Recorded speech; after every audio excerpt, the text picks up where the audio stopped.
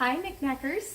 So I was watching a video this morning on Paul's Rule of Thumb, and he mentioned a video that was done by Mouse Toes on her lasagna, and so he made a video response doing lasagna. So I'm pretty sure that I've seen her video. I didn't go back and watch it. I ran out of time this morning, but I'm going to do that. And I'll link a video to her video as well as Paul's. But when I commented on his video, he commented back and said, I hope you do a video. So here I am. I think I've done a video on how I do my lasagna before, but I'm going to go ahead and do it again because this one's going to be just a tad different. So what I have in my pot, I ground up a pound of hamburger and a pound of sausage. A lot of times when I'm doing my spaghetti or my lasagna, I like to use the sausage. I think that adds another layer of flavor. And sometimes I'll do 1 pound, sometimes I do 2, sometimes I do 1 jar. If I'm doing a thing of spaghetti, it's usually just 1 jar. If I'm doing lasagna, a lot of times I'll do 2. So I have my 2 jars of spaghetti sauce in there, and I have over here opened my tomato paste, and I saw this really cool nifty trick that I think I've done before, that if you open up one end, it will just slide right out. And watch, now I'm going to do it and it's not going to, oh, there it goes, there it goes, there it goes, woo, woo. That's one way to get a bath, a tomato bath. So I'm going to put in my paste and I'm going to let that just thicken it up a little bit. I do not pre-cook my lasagna noodles, so I don't mind if my sauce is a little runny because the noodles will soak up quite a bit of the sauce. But I'm going to go ahead and get that simmering away. And while I do that, I'm going to put in a couple teaspoons of Italian seasoning. Now you can put in everything individually if you'd like. The basil, oregano, parsley, whatever you like to put in yours. You can do that all separate. I usually just throw in the pre-made Italian seasoning. So I'm going to add some pepper to that. I would guess about a teaspoon or so. And I'm going to add just a little bit of salt. Actually, you know what, I might let this go and see if it needs salt, because I can't remember if these tomatoes, if I salted them first or not. So if I did, we may not need any. So I'm going to add just a touch of molasses because that's how I roll when it comes to my spaghetti sauce.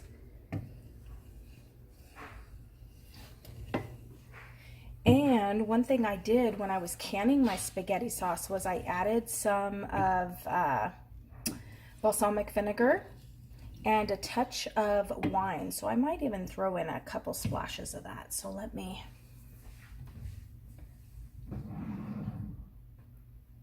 grab the balsamic, and it does not take much. It's just a little touch. For my whole big vat that I make and can up, it's like 1 tablespoon or something like that, 2 tablespoons maybe. It's not much at all. So I'll grab that, and then I think I have some Lambrusco in the fridge. In fact, I think it was from my spaghetti making session that I did spaghetti sauce.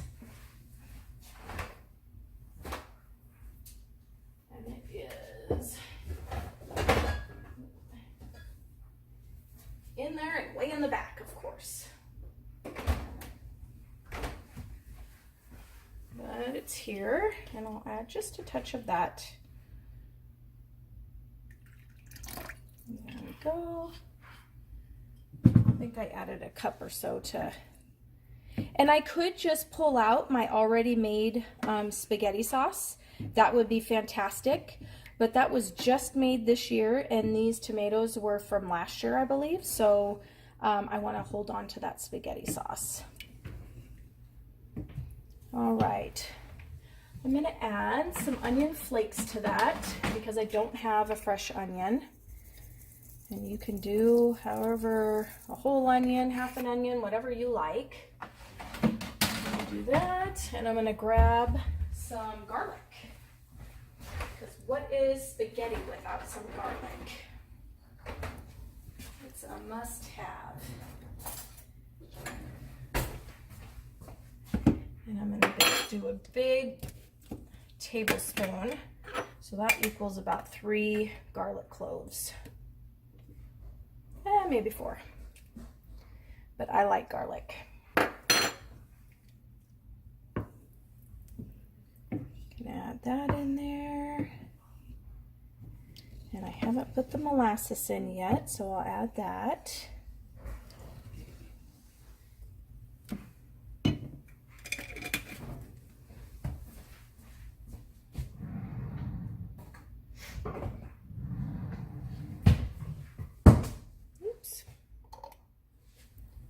Okay, and that is only going to be like a tablespoon or so. It does not need a lot.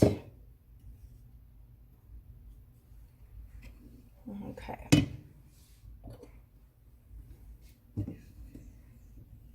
Stir that up a bit. We're going to get that cooking together, let the flavors marry a little bit, and then I'll taste test it, see if I like that as a spaghetti sauce. And if I do, then we'll go ahead and assemble our lasagna. Well, after we get the ricotta mixture put together. All right, see you in a bit.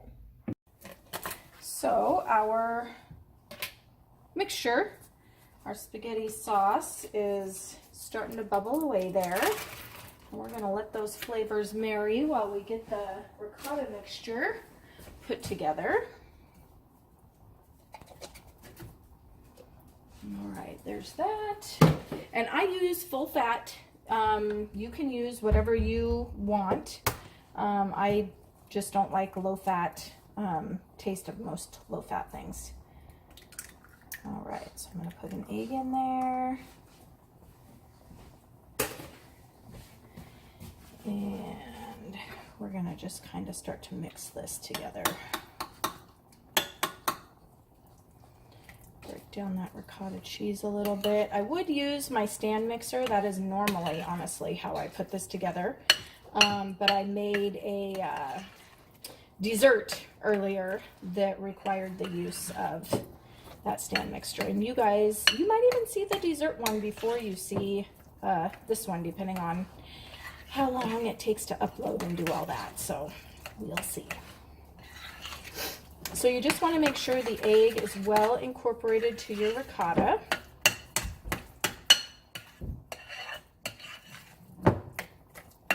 And you can add any seasonings that you like to this mixture. I usually, sometimes I don't even do salt and pepper because I like my sauce so salt and peppery. But we'll go ahead and add that, a teaspoon or so, half a teaspoon. You don't need a whole lot of salt. And for me, the secret ingredient, if you watch my other video, is nutmeg. A dash goes a long way. So it's maybe 1/4 of a teaspoon. And then I always put at least 1, sometimes 2 packets of spinach in mine. It's a good way to get your greens, and I think people that even don't like spinach don't mind it in a lasagna. So we're going to get that mixed up. And what I do is I usually get my spinach out when I get my meat out to thaw. And then by the time I'm ready to cook, the spinach is ready. It's thawed out and very watery. And one thing you do want to make sure that you do is squeeze all that extra moisture out into your sink, because you don't want that in your lasagna. We will already have plenty of moisture with my sauce, so we don't need that in this mixture. All right, so we're going to set that aside, and we are going to allow this to cook for probably another 5 minutes or so, just to make sure everything that's in there is awake and married together really well. I turned on the oven to 375, and I'll get my pan and my noodles and get those ready, and we'll be back. All right, so I think it's time to start getting this put together. So we're gonna just put some of that sauce on the bottom of the pan.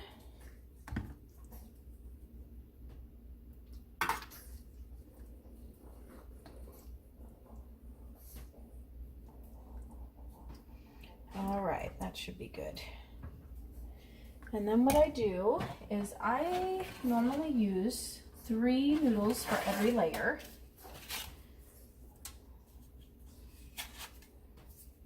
I might be able to put another one on there, but I never have. I've always just done the 3. So that's the way I'm gonna do it.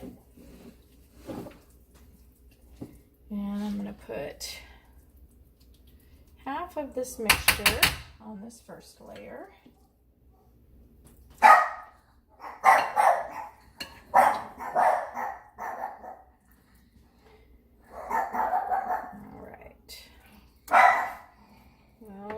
Doggies are going crazy. All right, so now I'm going to lay some cheese on.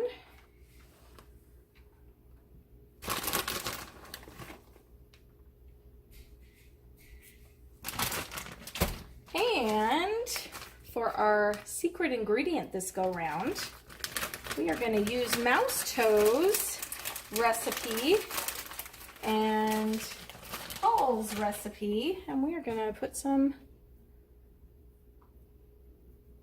pepperoni down each one of those bad boys. Yum. I have never heard of anybody doing pepperoni, but doesn't that just sound perfect? I mean, really, you have almost all of the ingredients for a pizza here. Yum. Sausage, hamburger, maybe not ricotta, but cheese. Tomatoes, the tomato sauce. Yum. And let's just sprinkle a few more here. Our oven is ready. All right, and we are going to do another base of sauce here.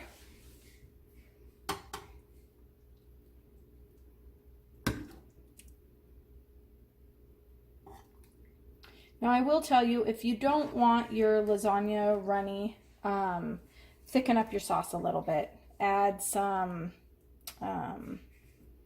more tomato paste to it, or cook it down until it's not so runny. It doesn't really bother me. So we're gonna add another 3 noodles right on top there. And we're going to spread this ricotta mixture on it.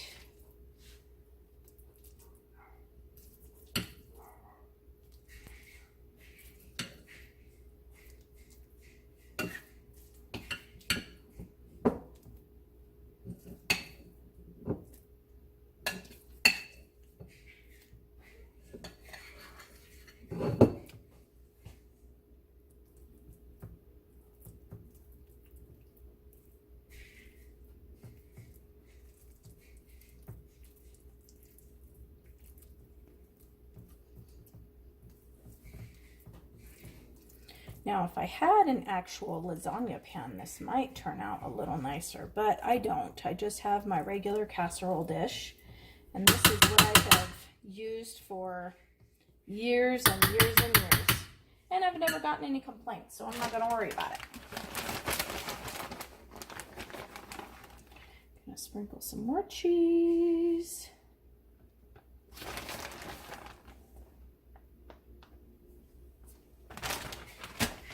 Some more pepperoni. I might have done it the other way before, but that's okay. Doesn't really matter the order of your layers. It will all be delicious.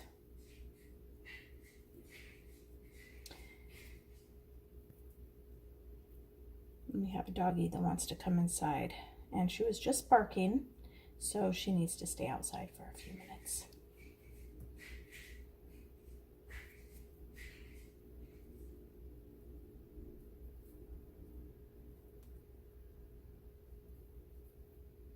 And we'll grab just a couple more. And then that'll be enough for us to use on our sandwiches. How excellent is that? Pretty excellent. All right, we'll do some more of the spaghetti sauce.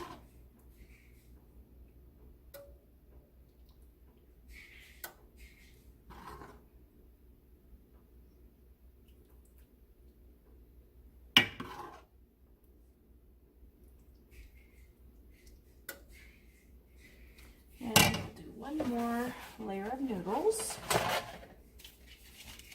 I like to end my lasagna with noodles and sauce and cheese.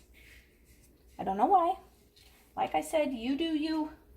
That is the wonderful thing about being our cooks in the kitchen. We get to do whatever we want to do. And if we want to change it up every time, guess what? We get to do it.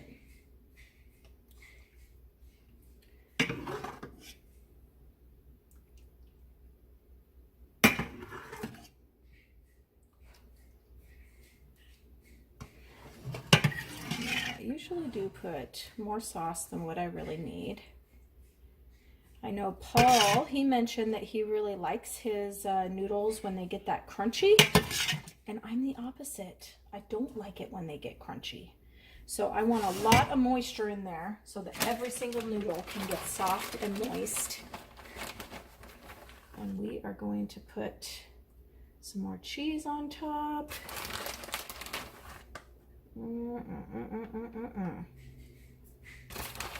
And one thing that he mentioned in that video was that Mouse Toes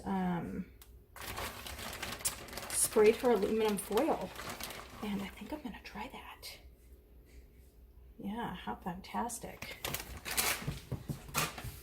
All right, let me get my aluminum foil. I'll just tell you what I'm gonna do. I'm going to spray it with some cooking spray.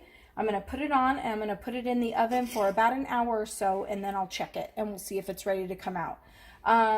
About halfway through, 45 minutes through, I'll pull the aluminum foil off to kind of brown the cheese and make it ooey gooey, bubbly, and little crispy on the top there.